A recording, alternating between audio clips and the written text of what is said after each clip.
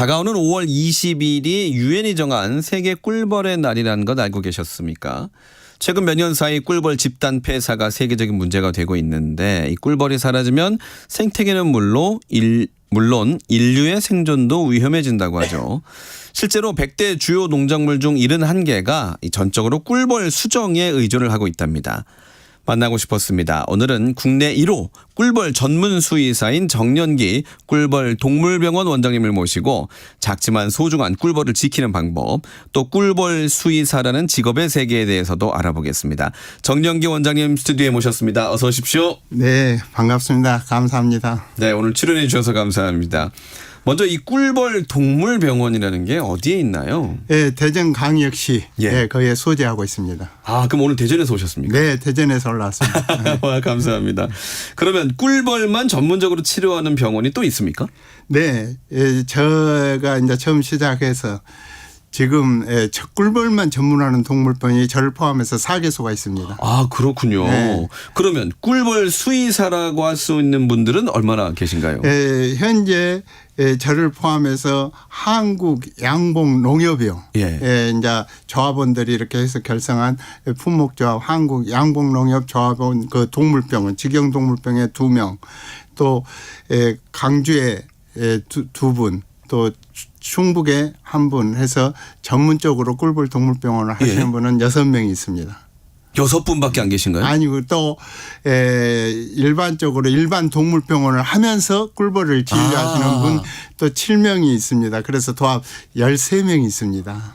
아, 야, 대한민국 인구 중에 딱 13분만 계시는 거 직업이시네요. 네, 많이 이제 그래도 배출됐습니다. 아, 네. 많아진 거군요.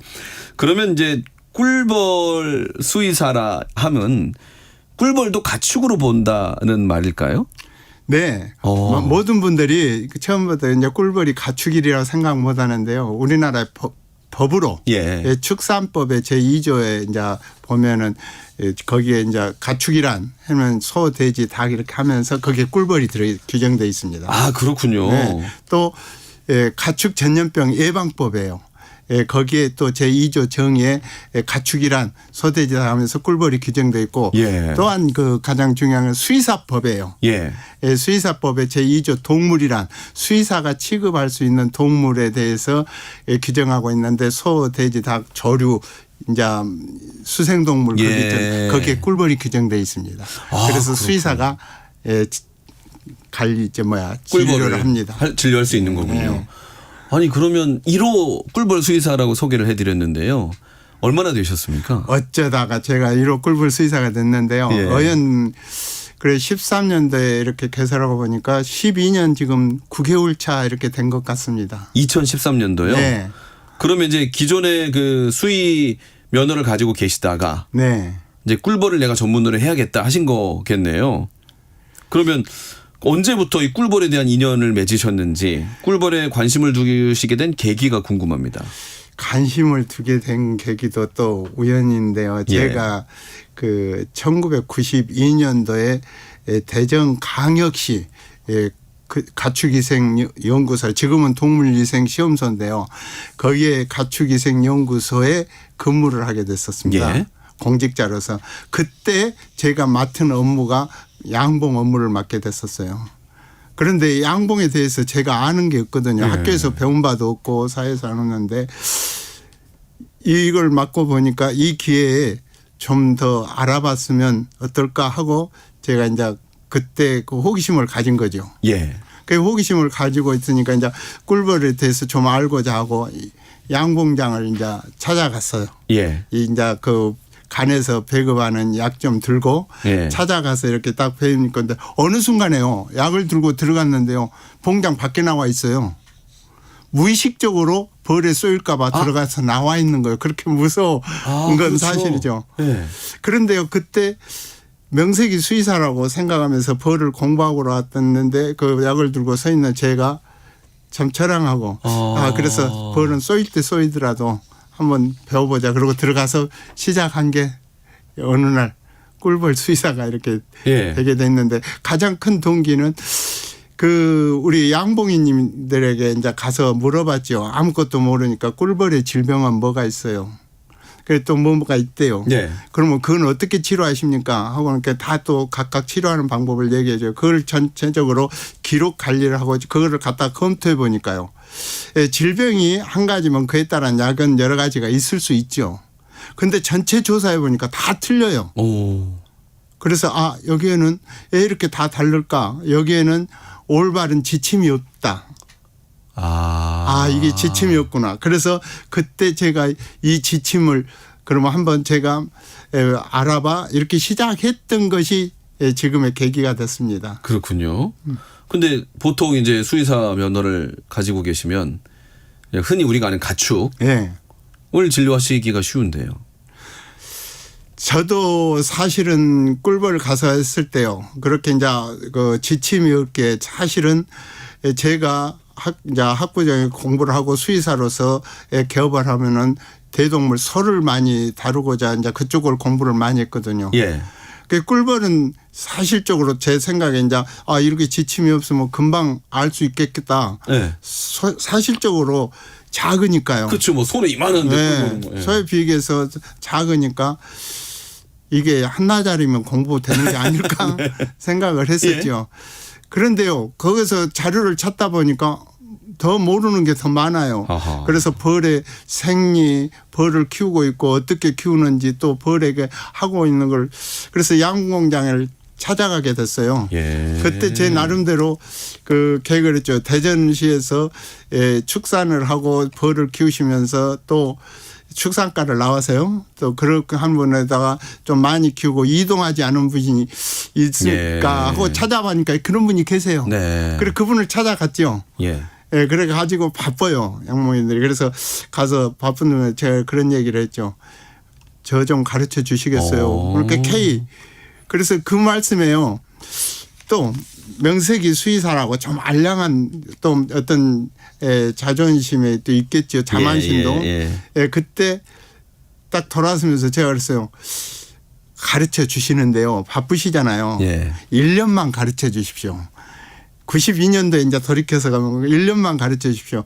그 뜻은 뭐겠어요? 1년 후에는 선생님보다 더 제가 능가해서 하산하겠다는 뜻 아닙니까요? 예. 그런데 지금 그건 한 30년이 넘었잖아요. 네. 이렇게 와서 지금에 와서 솔직히 얘기하면은 지금도 하산을 못 하고 있습니다. 아하. 그래서 어떤 결론이 나냐면 덩치가 크면 클수록 어려운 게 아니라 더 쉽고 오. 덩치가 작으면 작을수록 더 어렵다. 아, 그렇군요. 네. 그래서 이제 꿀벌 동물병원을 개원을 하신 거예요. 꿀벌 동물병원은 그로해서 한참 됐죠. 그렇죠. 2013년도에. 13년이니까 20년을 넘게 이제 됐잖아요. 예. 30년 이렇게 돼서 하고 이제 그때 이제 처음으로 꿀벌을 한번 또 예. 해보려고 이제 해서 개설을 하게 됐던 거죠. 근데 그러면 동물병원 이름이 꿀벌이라는 이름의 동물병원인지 아니면 꿀벌만 다루는 동물병원인지 사람들의 반응이 좀 헷갈렸을 것 같은데. 처음에 저도 그 장명을 할 때요. 네. 두 가지를 사실적으로 노렸습니다. 왜냐하면은 꿀벌만 가지고는 어렵지 않겠나. 예. 그래서 일반 동물도 좀 취급을 해보려고 그렇게 지으면서 꿀벌 동물병원을 했었어요. 그런데요.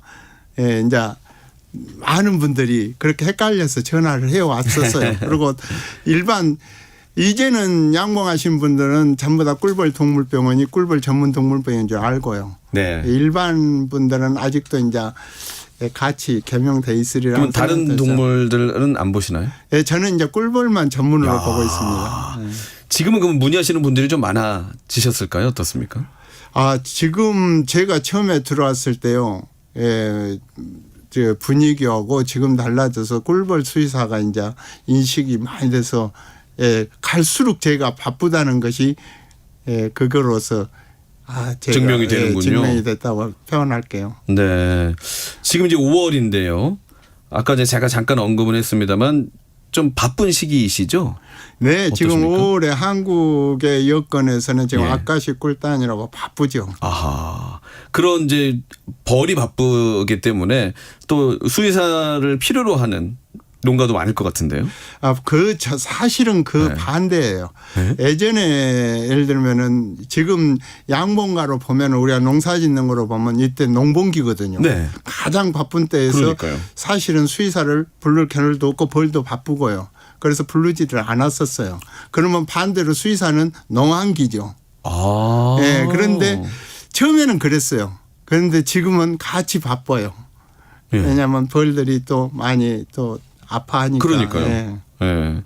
그러니까 이제 아무래도 노동 강도가 높아지니까 예, 많이 지치고 힘드니까 이제 그럴 것 같은데, 자 이제 좀 본격적으로 여쭤보겠습니다. 꿀벌도 병에 걸릴까? 그러면 꿀벌이 아프면 증상은 어떨까? 이런 게 좀 궁금합니다.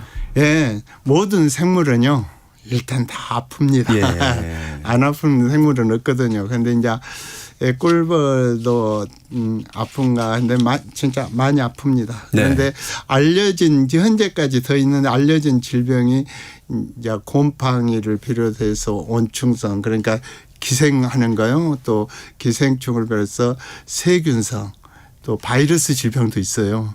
네, 그래서 36가지가 있습니다. 꿀벌 질병이요? 네, 네. 그러면 증상이 어떻게 나타나나요? 이제 각각 다 생물은 틀리는데요. 예를 들면은 세균성 감염이 돼가지고 이렇게 있었을 때는 이제 썩고, 이제 이런 현상이 많이 나오고요. 예. 이제 노제마나 이런 이제 질병에 이제 지금은 곰팡이로 분류돼 있는데 그 노제마에 감염돼 있으면 이제 설사도 하고. 꿀벌이요? 예, 설사합니다. 이제 그래서 이제 설사도 하고 예. 기어다니고 아파하면은 이제 버둥거리기도 하고요. 네, 또 특히 이제 농약에 의해서 또 피해를 볼 수 있잖아요.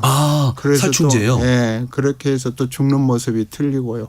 또 바이러스 질병이 돼서 마비됐을 때요 나타나는 게 틀리고요.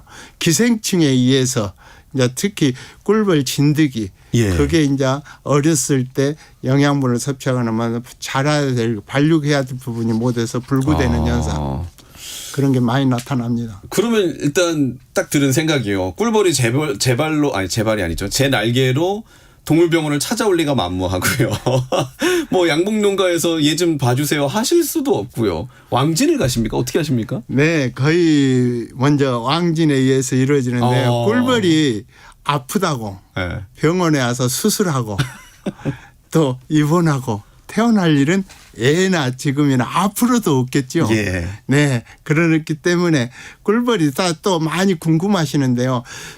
꿀벌은요, 그 한 마리를 갖다가 치료해서 벌로로 시킬 수가 없거든요. 벌통 앞에 벌 한 마리가 떨어져서 바둥거려요. 그걸 주어서 치료해 가지고 다른 동물같이 이렇게 벌로도 할 수 없어요. 예. 그랬더니 그러면 뭘 치료하는데 이렇게 궁금하잖아요. 예. 그 꿀벌은 한 마리는 변온 동물이거든요. 온도에 따라서 외부의 온도에 따라서 몸의 체온도 변화가 되거든요. 그 변온 동물인데 이렇게 표현을 하면 되겠죠. 그 꿀벌 한 마리는 변온되면서 우리 사람이나 포유동물을 보면 세포, 살점이 떨어지는 거예요. 예. 그 살점을 떨어진 근거로 해서 벌 전체 벌통 속에 2만 마리, 3만 마리 막 들어있잖아요.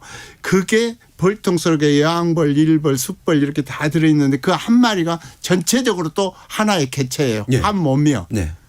그래서 그 떨어진 벌로 한 마리를 가지고 진단을 해서 전체 벌통 속에 있는 2만 마리, 3만 마리를 무너지지 않도록 고치는 거죠. 아니 그러면 일단은 전국을 다니시는 거잖아요. 네. 환자가 찾아올 리가 없으니까요. 네. 얼마나 다니십니까? 사실 제가 많은 시간이 거리가 있잖아요. 예. 그러니까 길거리에다가 시간과 돈을 다 버리고 다니는데 제가 이렇게 해보니까 차를 지금까지 13년도에 개설해 가지고 승용차를 3대째 예. 지금 교체를 했거든요. 네네. 그러고 보니까 그건 1년에 한 5만 킬로씩 뛰어요. 1년에 5만이요? 네. 그러면 오늘 한 4천 킬로 이상 뛴다고 봐야겠죠. 보통 1년에 10,000km 뛰기도 쉽지 않은데. 네. 근데 놀라. 그렇죠. 차가 3대나 교체될 정도로 많이 뜁니다. 한 4년에 한 대꼴로 지금 이제 타신 거군요. 근데 이해가 가잖아요. 대전서 출발해서 이렇게 서울으로 와도 예를 들면 170 이렇게 되잖아요. 예, 조금 예. 더 가면 200km 귀가하면 그렇죠. 그 500은 아. 금방 갑니다. 근데 이제 뭐 대중교통을 이용하실 수가 없는 게 아무래도 이렇게 진료를 하러 가실 때 장비도 많이 필요하실 것 같고 그렇거든요. 뭐 청진기 하나만 들고 가시는 게 아니잖아요. 아니죠. 네. 저 각종 장비가 있습니다. 예. 예, 우선 제가 이제 들어가면 소 이제 대동물하고 전혀 좀 달라 접근하는 방법이 틀리거든요. 예. 그래서 우선 거기 가면 현미경도 있습니다. 그렇겠죠. 예, 소형 이제 휴대용 현미경, 또 학대경, 또 진드기 꿀벌 진드기를 개체수를 진단하기 위한 점검기. 예. 근데 우리가 이제 많이 꿀벌도 청진기를 가지고 하니까 생소해 하시는데요. 예. 사실은 벌통이 우리가 전체적으로 벌로 이렇게 사람은 벌 한 몸이죠. 예. 그 벌통을 갖다가 겨울에요. 예. 이렇게 뚜껑을 열면은 추운 그 찬바람이 들어가면 벌통에 따뜻하게 온화가 있는데 큰 지장이 있을 거 아니에요. 예. 그렇게 열어보지 못하거든요. 예. 그러면 그 안을 이렇게 봐야 되는데 볼 수가 없잖아요. 예. 그때 청진기를 활용을 해요. 아, 청진기를 쓰시는군요. 왜? 벌통 벌에게 직접 하는 게 아니고 벌통에 이렇게 측정해서 벌이 어떤 상태에 놓여 있는가 청진을 하는 거고요. 그렇군요. 요새는 이제 청진기 대신 적외선 카메라가 있잖아요. 오. 그거로 앱에서 찍고 온도. 벌통에 온도를 이용해서 벌이 어떻게 있는가를 또 확인합니다.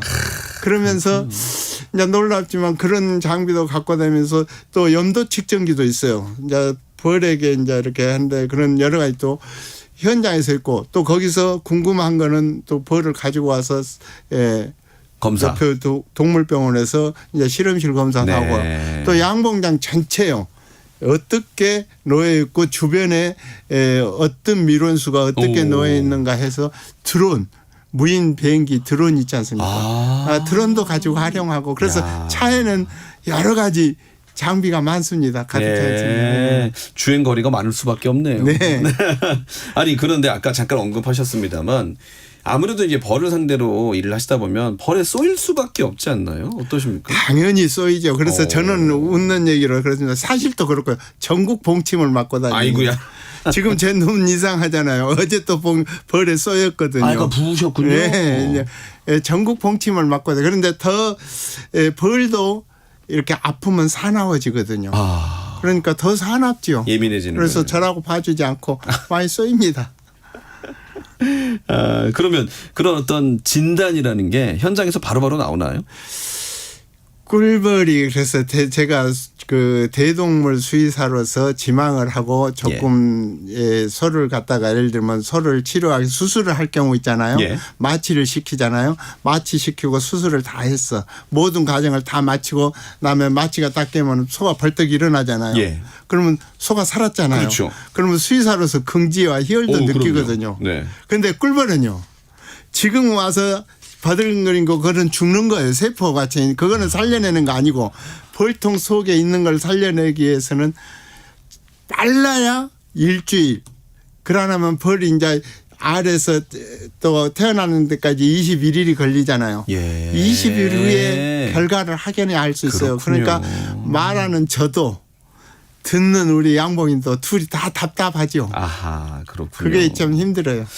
개원은 2013년도에 하셨다고 했지만 이 꿀벌과의 인연은 93년도, 92년도부터, 예. 로 거슬러 올라갑니다. 30년 넘게 지금 이제 벌 치료를 하고 계시는데요. 그럼 앞서 이제 잠깐 언급은 해주셨었는데 그러면 이제 진단이 나오면 실제적인 치료는 어떤 방식으로 들어가나요?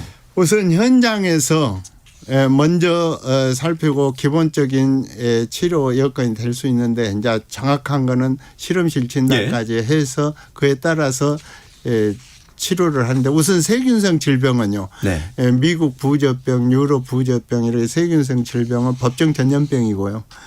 그 같은 경우는 이제 항생제를 또 투여하게 됩니다.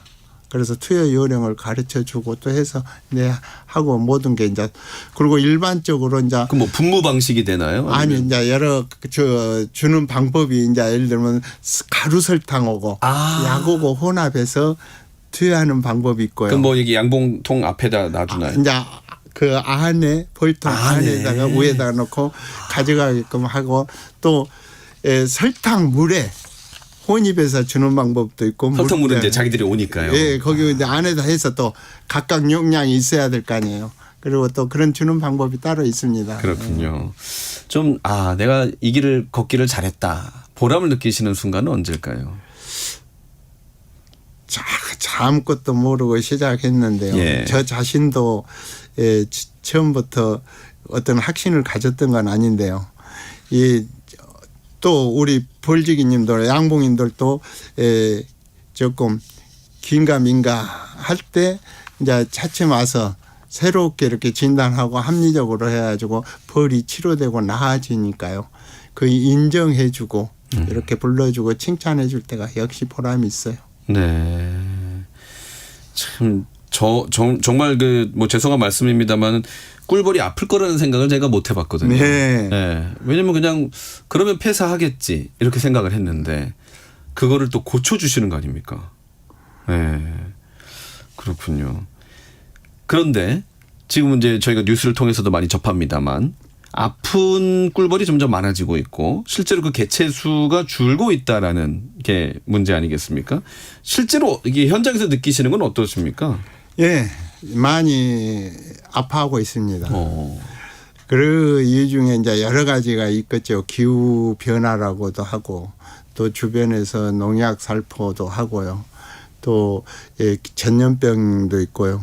또 가장 중요한 게 먹이 부족이요. 이런 등등 여러 가지로 하나가 생기는 게 복합적입니다. 예. 그래서 참 진단하고 이렇게 그게 힘들어요. 예. 개체 수가 많이 줄었다는 걸 느끼시나요? 개체 수는 지금 우리나라 시기에서는 여건적으로 벌을 키우고 있는 거는 밀도가 높죠. 그런데 이제 많이 죽고는 있는데 밀도가 키우는 것도 많고 죽는 것도 많지만 또 키우고 있는 것도 많으니까요. 예. 그런데 이제 자연적으로 벌이 많이 어떤 연유로 죽는다. 그거는 죽고 있습니다. 예. 올봄 같은 경우 이제 봄꽃이 남부지방부터 이렇게 서서히 중부지방으로 개화를 해야 되는데 거의 전국 동시다발적으로 개화를 했거든요. 그러니까 이것도 뭐 이상기후의 영향이다라고 또 분석을 하던데 이런 날씨가 꿀벌에게 미치는 영향은 어떻습니까? 기후 변화가 사람도 마찬가지겠죠. 예, 기후가 변덕스럽게 자꾸 변하면은 좀 사람도 거기에 이제 저는 벌도 똑같겠죠. 추웠다 더웠다. 예, 예. 그러면은 이제 벌도 그런 우선 제일 중요한 게 벌의 먹이인 작물이 완전해야 되거든요. 예. 예를 들면은 지금 아까시 꽃이 피어 있어요. 지금 피어 있는데 일단 비가 내린다든지 갑자기 저온이 돼가지고 꿀이 제대로 생성되지 않으면 벌은 먹이가 부족하잖아요. 예. 그게 전부 다 연계되잖아요. 환경하고. 네. 그래서 가장 이제 밀접한 영향은 되는데 이런 영향 속에서도 또 여러 가지 그런 복합적이 있는데 저는 또 거기다 이런 얘기도 하고 다닙니다. 예. 실질적으로 벌에게는 가장 우리 살아있는 생물체에게는 다 똑같죠. 먹이가 가장 중요하거든요. 네, 그런데 그 먹이의 확보도 조금 더 많이 부족한, 많이 키우니까요. 똑같은 먹이는 있는데 벌수가 더 많으면은 또 먹이 부족이 일어날 거고요. 예. 이제 거기에다가 저는 또 이런 얘기예요. 그 우리 양봉인의 실기의 차이. 실기? 예, 우리가 이제 가지고 있는 실질적인 기술과 재능, 이제 그런 게 같이 다 키우는 게 틀리잖아요. 예. 지금 키우는데 어려운 분도 많지만 또 그 중에서도 잘 키우는 분도 있잖아요. 그럼요. 이런 차이도 또 무시 못 하겠더라 이거죠. 그러면 이제 그런 차이를 좀 줄이는 과정이 필요하겠는데요. 예, 그런 차이를 줄이는 것 중에 하나가 제가 이제 강의를 하고 또 이렇게 많은 말을 하는데 모든 게 다 되겠지만 우리가 소, 돼지, 닭은 궁극적으로 이제 소돼지 닭을 우리가 양축하면서 이제 조금 수입을 원하고 이렇게 키우잖아요. 그러면 소돼지 닭은 궁극적으로 죽어야 돈이 되거든요. 잡아야. 예, 그래 죽어야 돈이 되잖아요. 그렇네요. 꿀벌은 죽어버리면 돈이 될 게 없어요. 맞네요. 그럼 결론적으로 살려야 돼. 그런데 더 중요한 거는 소, 돼지, 닭은 우리가 양축하겠다고 먹이를 주잖아요. 벌은 저희들이 먹고 살겠다 가져오는 먹이를 우리가 뺐거든요. 거기에서 먹이 뺏기고 온전한 생물이 있을까요? 네. 그래서 가장 중요한 게 먹이 관리를 잘 해줘야 되는데 생각보다 현장에서는 저도 놀라운 게 생각보다 벌 키우시면서도 먹이를 뺐는지 미처 몰랐다는 분들이 생각보다 많아요. 그저 그냥 꿀 생산하는 줄 알았어. 그렇죠. 예, 그런데 거기에서 모든 근본은 원인이라고 저는 많이 생각합니다. 그러면 뺏지 않고 이 꿀벌들에게 너희들이 먹이가 아직 있다라는 거를 뭐 인지시켜줘야 되는 겁니까? 어떻게 하는 게 가장 그들이 효과적인 부족하지 방법인가요? 않을 만큼 언제든지 준비를 해줘야 되지 않. 그래서 제가 이런 말을 하게 됐죠. 어떤 연유로든 가다 꿀벌을 속이지 말라. 속이지 말라. 속지도 않겠지만은 속이지 말라는데 더 중요한 거는 꽃가루 등을 갖고 먹이를 가지고 굶기지 말라. 바꿔 말하면은 우리가 꿀을 가지고 있는데 거기서 예를 들면 벌이 필요한 만큼 좀 놔두고 잉여분을 채취를 해야 되는 그런 지혜를 좀 갖추면 좋겠다 그런 생각이 듭니다. 네, 요즘 뭐 AI도 많이 각 분야에 도입이 되고 있는데 이런 어떤 양봉에 대한 그 방식 기술도 많이 좀 발전해가고 있나요? 아니요. 바뀌고 있죠. 스마트 양봉이 있고 또 모든 게 예전에 우리가 이제 그 특히 이 양축은 경험이 중요하거든요. 그런데 그 경험의 가중치가 가장 이렇게 높은 것은 꿀벌인 것 같아요. 그래서 각각 경험이 가지고 있는 분들이 참 중요하거든요. 그런데 그 경험도 좀 합리적인 변화에 따라서 좀 바꿔줬으면 좋겠고 바뀌어져야 된다 생각합니다. 네, 여러분은 국내 1호 꿀벌 전문 수의사인 정영기 원장님과 지금 말씀 나누고 계시는데요.